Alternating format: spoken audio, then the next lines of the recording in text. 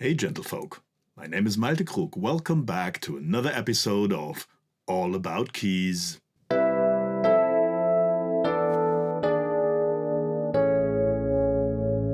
This episode turned out to be much longer than expected, so without any further ado, let's see what the German keyboard magazine had to offer exactly 40 years ago in February 1986. And for the second time, there is an artist on the front cover. And this time it is a person I had the honor to work with once a decade ago or so. It was a single corporate gig in Austria, in Kitzbühel to be precise, and the German backline rental company called me in, because Mr. Wonder wanted to have a personal tag for himself. To cut the long story short, of course I went there immediately and had a great time with the band, the gear and the show, which happened to be like casting pearls before swine. The gig has been a promotion from a Russian architect company from Moscow to expand their business into Austria, and most of the guests were not even interested in the show.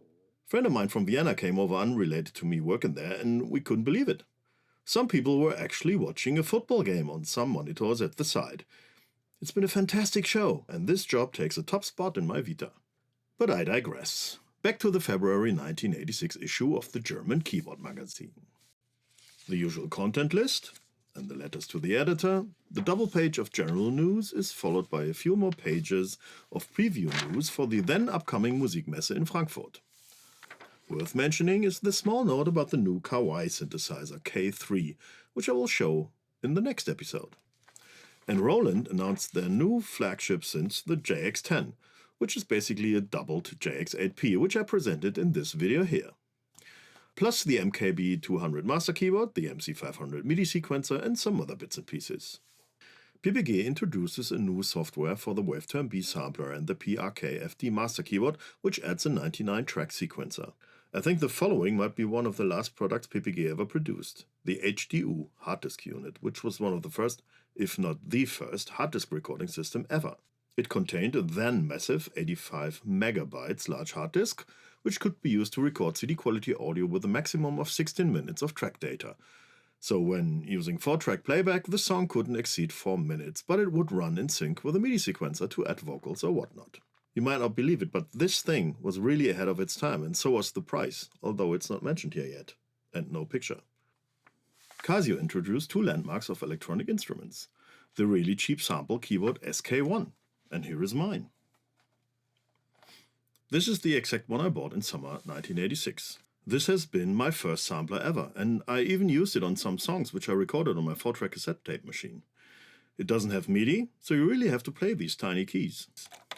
Lots of fun. And I'll make a video about it. The other unit is the RZ1 drum computer down here, which I already mentioned last month. Unlike the Korg DDD1, which needs an additional board to be able to sample, the RZ1 can do this straight out of the box. Messe news from Akai are just listed down here. The S700 and S900 samplers, both will be shown in this series, the AX73 synthesizer, the MX73 master keyboard, plus more new recording and MIDI units. And here we have the Artist of the Month interview with Stevie Wonder, and directly rounded up by a more technical interview with Stevie Wonder's keyboard specialist Bob Brailove. Guess they didn't have a photo of this guy. While passing by, you can look forward to a video about this hybrid synthesizer, the Prophet VS. It marked Sequential's return to the pro market, but came too late and couldn't save the company from bankruptcy. This month's giveaway is the brand new Kruma Bit Master Keyboard. It's the only keyboard I know with 6 octaves with a layout from C to C. I've never seen one in the wild, but I have a weak spot for MIDI master keyboards and wouldn't mind to own one. As you can see, even Wersi came up with their own version of electronic drum pads. But I'm not sure if any drummer would have liked to have that name on his drum set. But we'll get back to Wersi a little later in this video. Last month in a workshop, SMPTE timecode already got mentioned. And this time we get historical and technical details about what SMPTE is and how it actually works. Somewhat overwhelmed by this colorful ad by Roland, which also shows the DDR30 I showed you guys last month, here on the left starts a feature about the new Fairlight CMI Series 3. I already went through the technical details in an older video. This is the latest version of one of the classic sampling super systems, about which we regular musicians could only dream. For next month they announce a feature about the Fairlight software. In the last episode we saw the Alpha Juno 1 in a longer test, so this time the Alpha Juno 2 just gets this short report only to mention the differences, which are a longer and dynamic keypad with aftertouch functionality, and a cartridge slot for sound storage. This Tascam Studio 8 is a weird unit, and I think it's the only one of its kind.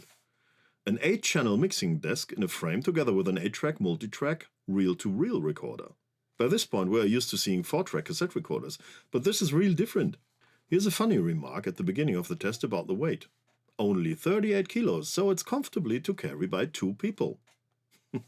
Yeah, I already showed you the Ensoniq ISF input sampling filter in one of my videos about the Ensoniq Mirage. Using this results in better fidelity when sampling with it, because it allows a sampling rate of up to 50 kHz. And here we see all the prizes the Keyboards magazine were raffling among participants of a poll about the magazine's content and what could be improved. I don't remember if I took part for the chance to win one of these units, which I think is test gear from the magazine articles that the companies didn't want back. C-Lab SuperTrack 16 Plus MIDI sequencer for the Commodore 64 home computer, the latest version of the earliest ancestor of what we know now as Apple Logic. In the tech series about microphones, we learn about the technology of boundary layer microphones and a list of a few examples. Not everybody could afford a big sampler system to play sampled sounds of an acoustic piano, and most synthesizers, before the phase of instruments with sample content in ROM, couldn't produce a convincing acoustic piano. And if you didn't want to drag a massive piano around onto a stage, you would need one of these instruments, a rack unit specialized on piano sounds. This contains the same sounds as the RD1000 electronic piano, utilizing Roland's Structured Adaptive Synthesis, or short SAS. I couldn't find a lot of detailed info what is happening inside, but it seems that pure piano samples are not used, but a combination of an analysis of such samples and a digital resynthesis, resulting in the 8 preset sounds of not only acoustic pianos, but also some electric ones, a clavinet, and a vibraphone. I don't own this MKS20, but Roland's last offering with this type of sound generator, the P330. I'll present it to you a little later in the series. I like this ad for the Mirage rack sampler. It's funny that Ensoniq actually put a Yamaha DX7 in it as well. Old Faithful. The series about the history of the piano continues. More software listings to type off for the aforementioned DIY MIDI interface for the Atari XL computers from a few months back. But we get a new series as well, MIDI Practice. In this chapter its history is described. The actual workshops will start next month. In the piano workshop, after last month's rock and roll lick for beginners, we learn a blues lick that includes a tritone. And after he took a short break, we get another DX7 sound by Hubertus Maas, this time a clavinet, and how he set it up. Here's the pad sheet as usual. The home recording workshop introduces us to some literature about the topic. Oh, here on the right we see Dynacord's Ad1 drum sampler and the rhythm stick, a pretty cool and somewhat rare instrument. You should check it out online. Unfortunately, I couldn't find one whenever I thought about it. The other home recording workshop introduces us to the trick of how to get 10 tracks of recording out of a regular 4-track multi-track cassette recorder. The drum computer workshop goes back a few episodes to a topic it covered last year already, samba. But this time we don't get basic rhythm patterns, but fills that complement those. The sound Börse, various pad sheets of synthesizer sounds sent in by readers, we can this time find almost at the end of the magazine. There's even one for the Yamaha CX5M computer, which should also work with the DX9. And as usual, the Flea Market finishes the issue, which has a nice advert for the PPG system on the back cover. Unfortunately, the brand new hard disk unit is not to be seen. But now back to the instrument of the month, the Wersi Stage Performer Mark I. Not only a few people were surprised and curious about the synthesizer coming from a traditional manufacturer of electronic organs. Will it prove everybody wrong who doubted that Wersi could come up with an instrument for the so-called pro market? Let's check it out. The Wersi MK1 Stage Performer. This thing is a weird beast, and I'm not sure if all the hoops it lets you jump through to get somewhere are worth the effort. The tester in the magazine was a bit disappointed by this machine, because in his opinion it couldn't hold up to what you get promised by Wersi beforehand. But he had to deal with an early firmware version of this, so let's see if anything got better since. For a synthesizer of those days, you get a lot of buttons and faders to fiddle around with, but the concept of the UI, when it goes further than just playing sounds, has to be tackled first. But I'm rushing ahead. Let's start with the appearance. As you can see, my MK1 looks a bit different than the one that is shown in the magazine photo. It has this pot, an attached button, and 3 extra jack connectors added, the letter on the back. When I got it, I couldn't figure out what these are for because nothing changed while playing when using them. So I just filed it under third-party hack that stopped working at some point since the 1980s. Then, a few days ago, after years of not being used, I switched this keyboard on again in preparation for this video, and all sounds were drenched in reverb. I was totally baffled, tried to lower the reverb level and couldn't figure out how to do this at first. Until, for no apparent reason, I turned this knob and I was able to reduce the reverb. The tactile button cycles through 2 different reverb and 2 delay presets. Cool, I thought, and opened this thing up to see inside. This here is an extra effects board that Wersi made for various of their organ models as an add-on. While it was open, I cleaned the inside and checked some keyboard contacts that felt funky. These are the voice boards. My MK1 is fully expanded concerning polyphony. A nifty function is that in case of a defect in one of the voice boards, you can make this broken voice disappear in the eyes of the keyboard's processor. That might come handy right before a gig. You'd lose a voice of polyphony, but at least there wouldn't be weird noises coming out of this every other note. By the way, Wersi sold these as kits as well, so when you did like a challenge in the day, were handy with a soldering iron or couldn't afford an already built unit, there was your chance to still get one of these. Was it worth your while? Let's see. The sound generator in this is capable of up to 20 voices of polyphony, as you can see in the display during boot up. And the firmware version is 1.21. The LEDs will flicker until you hit one of the memory buttons. Right beside the power switch there is a reset button, so powering down completely isn't necessary should you need to reboot. From left to right on the front panel we have several volume faders, one for the master volume, the others for different parts of the keyboard. Then we have 8 buttons for presets, which is a weird name for what they actually are because you can alter them. There are 16 presets, but you have to use the bank button over here to switch to the second half of them. The display gives us the name of the sound we're playing and some of the info I will point out when getting there. Below the display, there are 16 tiny faders we can use for 2 of the internal synthesis engines and some editing. One engine is the drawbar organ, which isn't a surprise on a keyboard coming from an organ manufacturer, and the second is Fourier synthesis, which is additive. Further to the right, we trip over the cartridge slot, and the cartridge I have here is a ROM card. Then we have the buttons of the control section, which are responsible for what we are actually playing on the keyboard, followed by the 20 buttons in the DMS instrument section, of which we only have 19, because the first switch is for the already mentioned drawbar organ. DMS means Digital Music Sound System, whatever that means. My guess is we are dealing with short, maybe one-cycle digitally sampled waveforms from various instruments, not too dissimilar to how it's handled in a Korg W8000, which I presented a few episodes ago. Or what we are going to hear next month from a Kawai K3. The DMS instruments can be altered but need to be stored somewhere else. One storage place are the CV instrument memory slots, and the other are the aforementioned presets on the left. CV means computer voice instruments for whatever reason, but online I also read that these are rather called control voices. Whatever. Makes no difference. You just have to love the nomenclature that got invented to sound different and fresh in the day. Or somebody who didn't have a lot to do with synthesizers tried to name things everybody else already knows, just by a different name. Well, these CVs and presets differ in the amount of data they can take. CV slots are basically what we know as RAM slots, but these can hold sounds that consist out of up to 2-layer DMS sounds, plus whatever you did to alter them. In a preset we can have up to 4 sounds layered. Save everything a CV slot would take, plus keyboard modes like split and solo, the function of the wheels or pedals, the MIDI channel configuration, volume of the sounds, etc. Actually, everything you can do to a sound you can save. In other brands this would be called performance or combination or multi. Last but not least, we have this button matrix I will get to in a minute. But finally, let's listen to these DMS ROM sounds. As you can see, the names are printed onto the front panel, which is always stupid, because when you change these, the names won't be correct anymore. Didn't I say you can't change these in place? You can't. But Wersi could. And they did, with a newer firmware version I have in this one in contrast to what the writer from Keyboards Magazin had to deal with in his test. He was very disappointed of those version 1 sounds, which didn't even make use of the dynamic keyboard or the wheels. My MK1 contains version 1.21, as you could see in the flashing display at the beginning. And the DMS sounds got updated by Wersi, so the names on the panel are all wrong. But now let's hear some. Remember, all these are the building blocks for your own sound creations. But I will get to how that works a little later. Some of these actually are already layered sounds.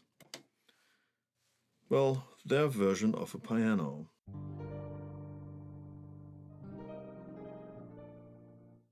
Oh, speaking of the effects,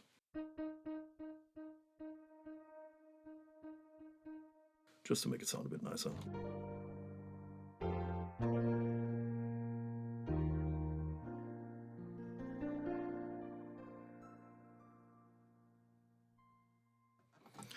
Yeah, exactly.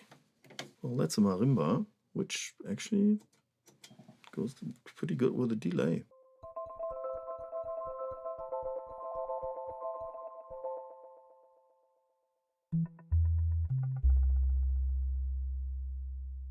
It's a hefty bass for a marimba. US minus STG. US, I have no idea. It's an electric piano.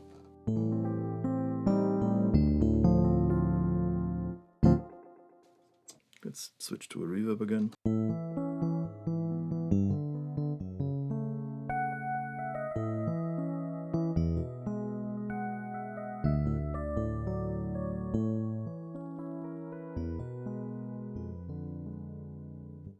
And another one called Stage.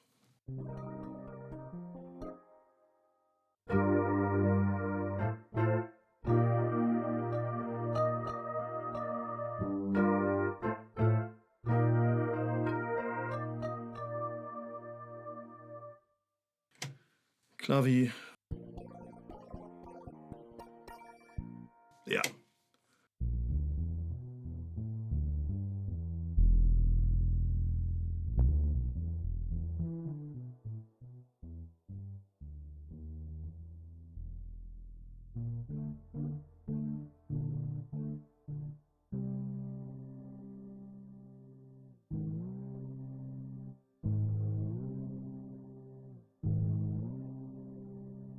The sound is okay, not exactly fretless, but it's a nice bass. But using the pitch wheel, I think the processor is a bit too slow. If I let go of the wheel, it takes just a small amount of time too long till it actually gets the notes back into pitch. It just feels sluggish a bit compared to other synthesizers. Slap bass, because everybody needed a slap bass.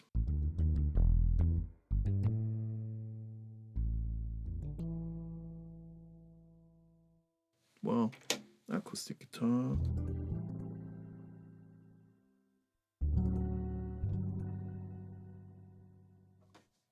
Lead.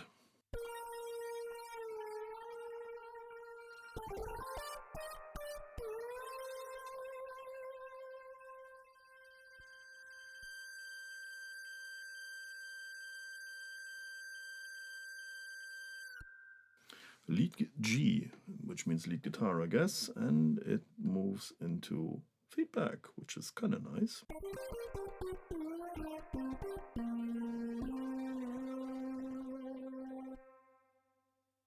And they use the distortion with this parameter here, you can see on the matrix, which means they put a bit more gain onto the filter. Polysynth.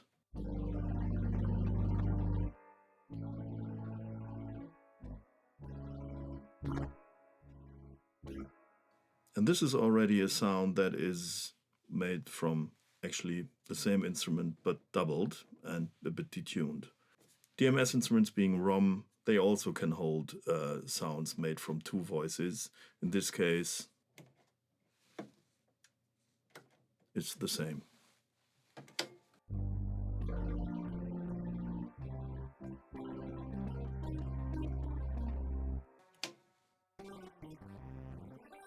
Brass. Very tame.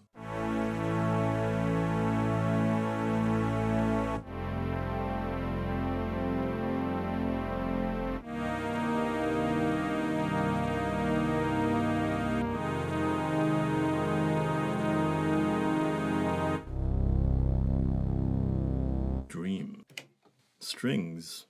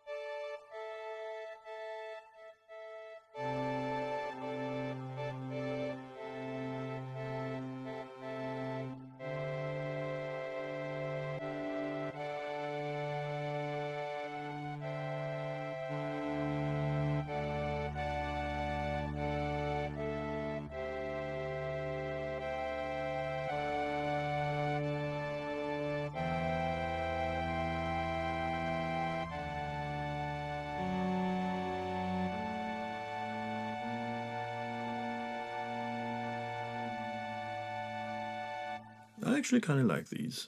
Those strings are nice. There was some voice stealing in between somewhere because I used the sustain pedal. Ensemble.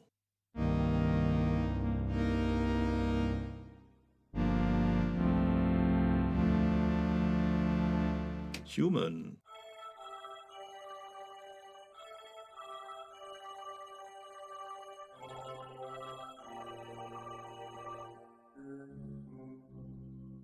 Yeah. Church. More reverb for that. Yeah, not exactly a nice reverb and not exactly a nice church organ. Big Ben.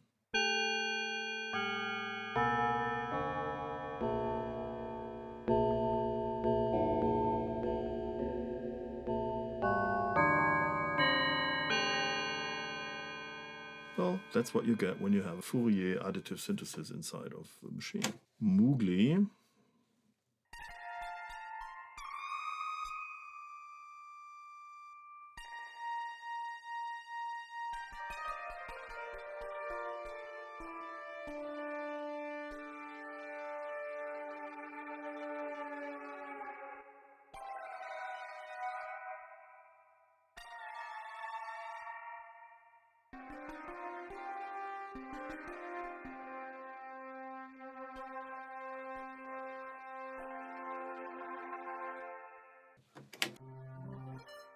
And I think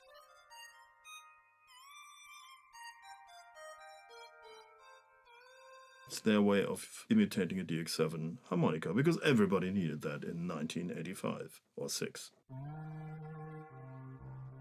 Down here it sounds more like a square wave. And I think that's what it is. Even the regular 1980s user in the shop would have tried these and wouldn't have thought very highly of them. I can imagine that the MK1 was sold mostly through shops that also had the Wersi organs in their portfolio, so maybe it sounds more exciting for those customers. But I guess that the keyboardist of the day would have compared it to the instruments of the major players, especially considering the price tag of the MK1. This thing exceeded the price of a DX7 by a grand in Deutschmark, and when expanded to full polyphony, moved closer to the price of a Prophet 2000. I'm not sure that helped Wersi to sell numbers. The first button is for the drawbars. Nothing's happening well, because these are all down.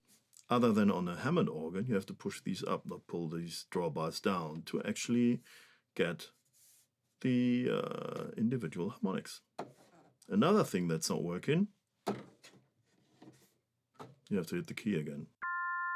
So doing a sound fade, like with a Hammond organ, where you just hit the drawbar with your palm or something while holding a chord, won't work.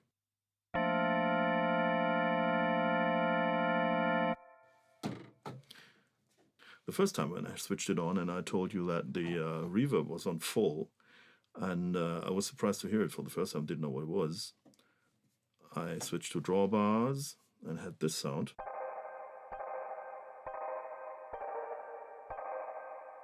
Which is just the percussion part of the organ. Short decay.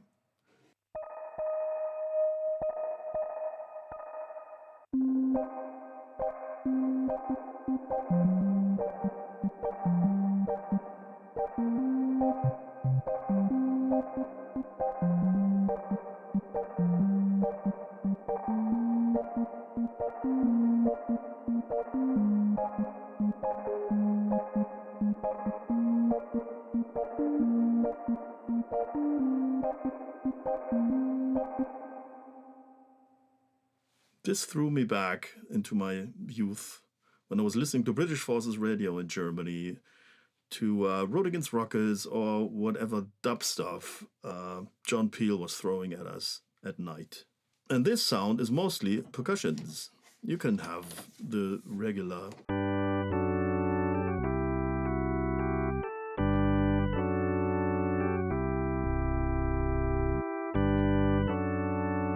And we also have a rotary.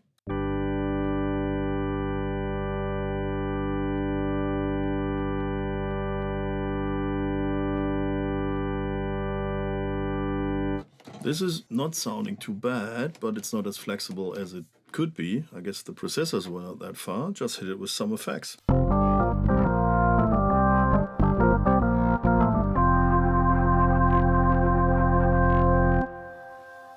Not bad. But now for some editing. For layering sounds, we just hit second voice. First is the piano, and the second voice we take this string sound. That's it. We can balance with the fader. Like I said, we can do this with up to 4 instruments at a time. Of course, that will reduce the polyphony. It's possible to split the keyboard as well, detune each part, route a sound through one or both of the 2 audio outputs, and adjust individual volumes, which controllers will influence what, etc. And that can all be done right here with the parameters on the front panel. These printed on. Let's check some of the parameters in the matrix. I will use the polysynthesizer sound. In row B, we have the output selection.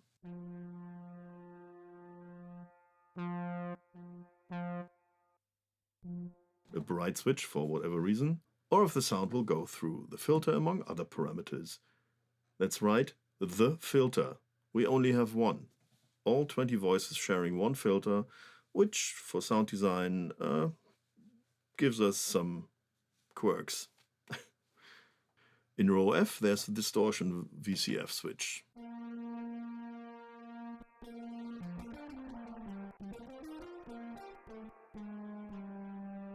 Yes, there is no level to alter, it's just a switch. But at least it doesn't sound half bad, and that's crunch. I'll get to this page of parameters in a second, because you have to swap modes and the overlays frequently anyway when you do editing. Yes, there are overlays. 6 of them. The originals were magnetic and would actually stick onto this. These I made myself, and this is a copy of what is actually printed onto the board. For synthesizer stuff, we need the synthesis mode. Then we have special controls, mode control, MIDI, and copy. Yeah, exactly. All parameters are spread, sometimes illogically, over more than one page. I call these pages, I forgot what Wersi is calling them, mode control. Depending on the button combination we have in the right column here, we move between pages. For this only H needs to be lit as it is printed on the overlay. In line A, we can switch the filter from band pass to low pass and from a 2 to a 4-pole filter type. When you're dealing with a paraphonic synthesizer where all voices share the same filter, the retrigger parameter can be useful to hide this fact a bit. With it, you decide if the filter envelope will be retriggered each time you hit a key, or only when you do not play legato.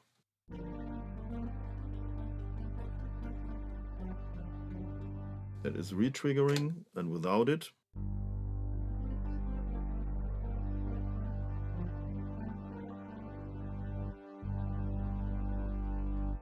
tracking is known as key follow of the filter cutoff or middle frequency, depending on the filter type. You switch it off, and the frequency of the filter won't move, even for higher notes. And it would sound like this.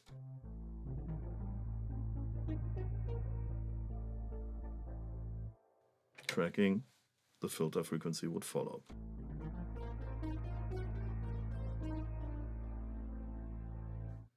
The 2 multiphase envelopes for the volume and frequency are identical. The latter I would prefer calling pitch envelope. The filter envelope in comparison has only 2 phases called T1 and T2.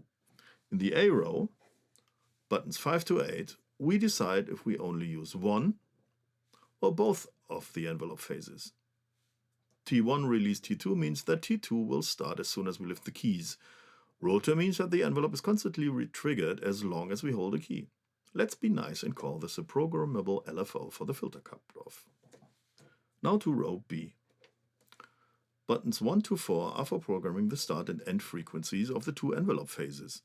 Hit 2 and 3 at the same time, and T1's end frequency and T2's start frequency will be equal.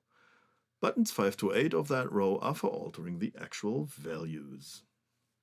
And you can see them here in the display.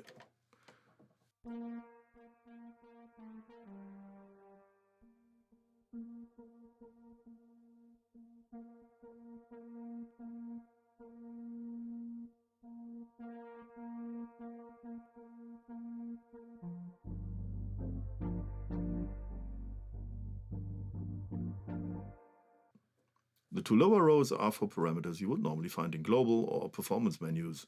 Is the keyboard dynamic influencing sounds? What are the pedal controllers doing, etc. But back to the filter. So, we altered the start and end levels of the two phases of the filter envelope. How long will it take to get from one level to the next? Shouldn't there be a time parameter somewhere? It is, just not here on this page. We have to go back to play mode. With the parameters in row G, we can use the mod wheel for altering filter parameters. VCF frequency.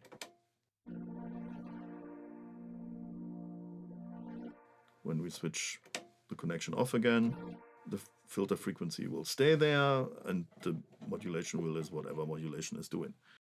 Or here we even have VCF Q.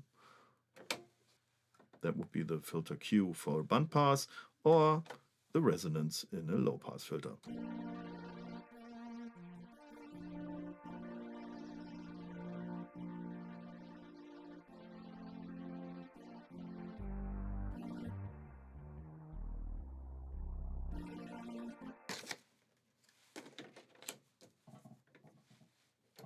Let's switch to a low-pass filter, which I thought I did already. There we go. So let's go to G again and we have filter Q.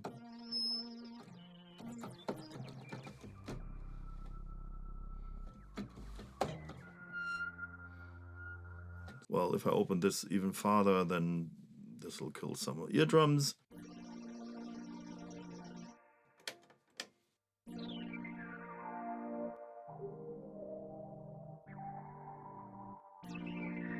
And what else we can do is actually alter VCF T1 or T2.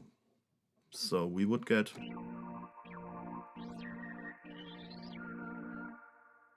a slower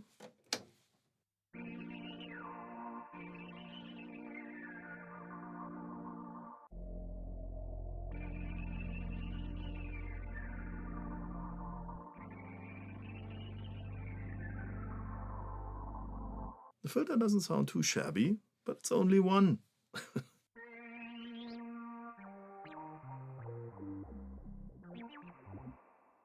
Even Wersi considered it annoying to always switch between pages, so the basic filter parameters from the mode control page are mirrored at the bottom.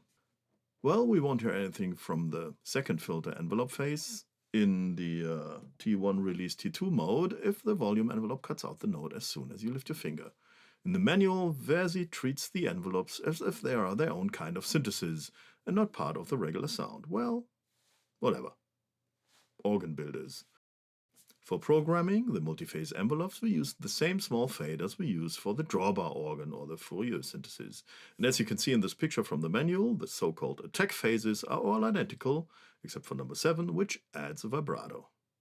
Phase 8 is the release phase and has only a time parameter, while all of these parts are summed up as attack phases, maybe just to different these envelopes to the regular ADSR ones. Like an ADSR envelope, all times in between levels are linear.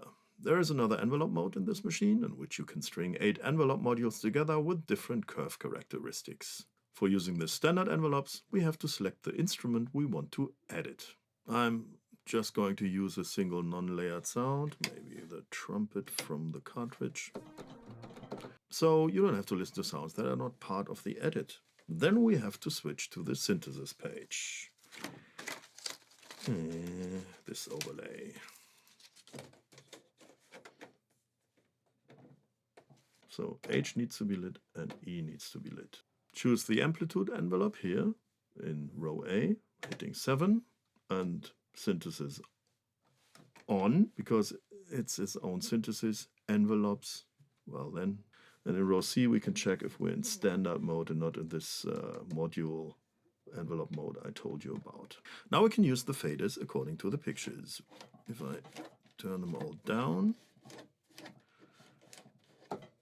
we don't hear anything. For each phase, two faders are responsible for the end level and the time.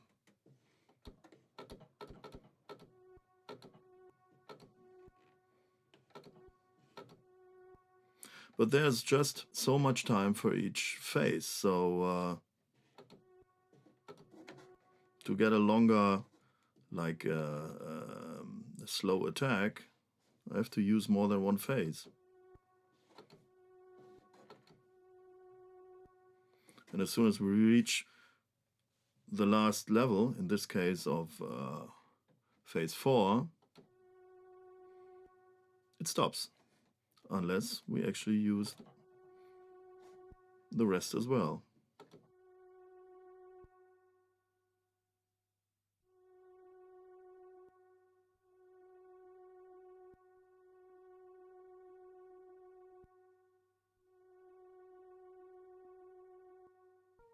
As you can hear, the envelope just stops. There's nothing like a sustained phase or something.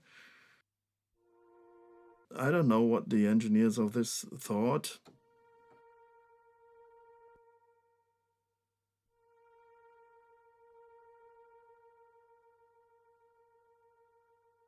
Fader 12 for the 7th phase works like a sustain.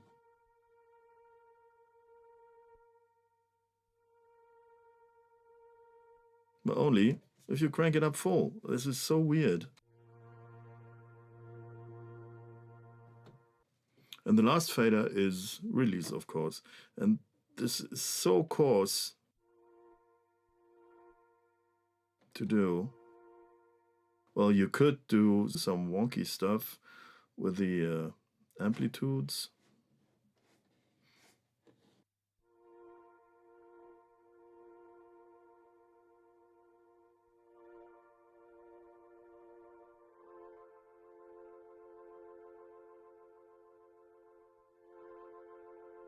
Yeah, these envelopes seem to be more flexible, but I really prefer just a regular ADSR.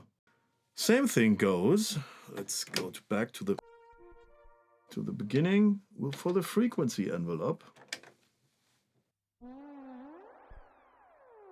which could be fun and actually has the same functions.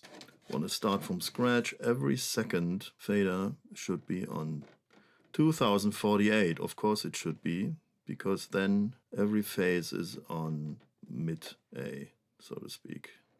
That would be a pitch envelope that's not doing anything.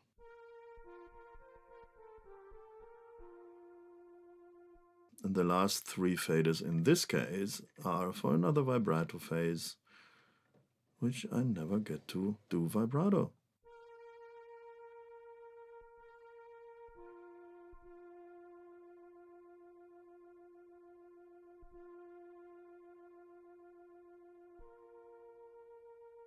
We have 6 phases that can do something. Start with the attack. Give it time.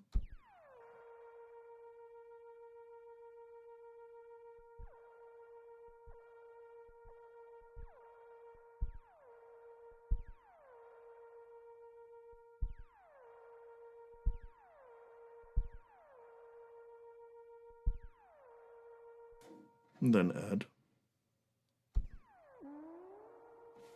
And change frequencies.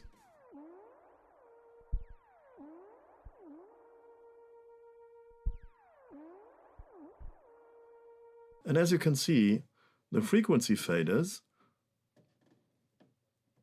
listen to the end. This is lower. Upside down logic. If I increase this fader, it should go lower in the attack. And it does. Higher.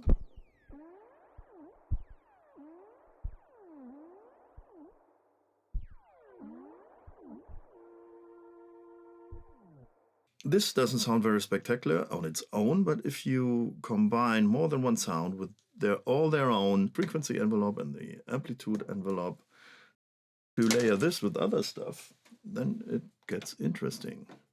Let's see, save preset or CV1. So we have this preset now, and I can layer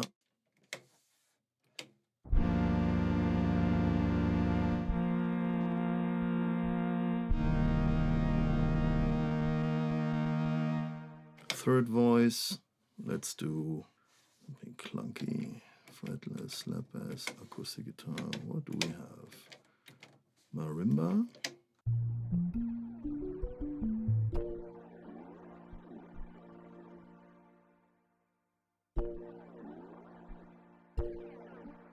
And another.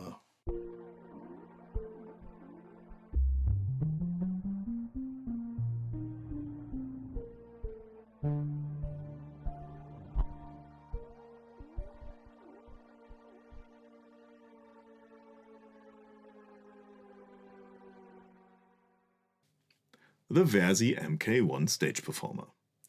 This synthesizer is a double-edged sword for me. It has a lot of functionality, and I even left out the additive Fourier synthesis because this video is long enough already. But having to tame all this functionality can be a drag. When I started to dig deeper into the MK1 a few days ago, it annoyed me having to learn all the new ways that already known features are called or implemented, and how you have to jump through hoops to get to use them. It's a steep learning curve for this thing, especially the edit parameters that are sometimes illogically spread out over the 6 edit pages. Instruments from other manufacturers showed how a parameter matrix can be used much more efficient. The Prophet 2000 I already featured in this series comes to mind, or various synths made by Waldorf in the same time period, or Yamaha's SY85 from 1992. And here's another example of the detours you have to take to get some things done. As I've shown in the video, the ROM sounds are the basis for your own creations, but what do you have to do if you just want to work with basic synthesizer waveforms to make good use of the analog filter? Fourier synthesis steps into the breach again. But you have to work your way through tables in the manual and program each level for the various harmonics of set waveforms to emulate a saw, square, pulse or triangle waveform. That is a bit more tedious than necessary in my opinion. Single-cycle waveforms won't take up a lot of memory as samples. Speaking of the Fourier synthesis, it's possible to have 32 harmonics with individual volumes.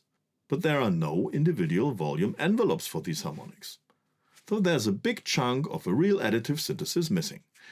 The processor power might not have been up to the task 40 years ago, okay.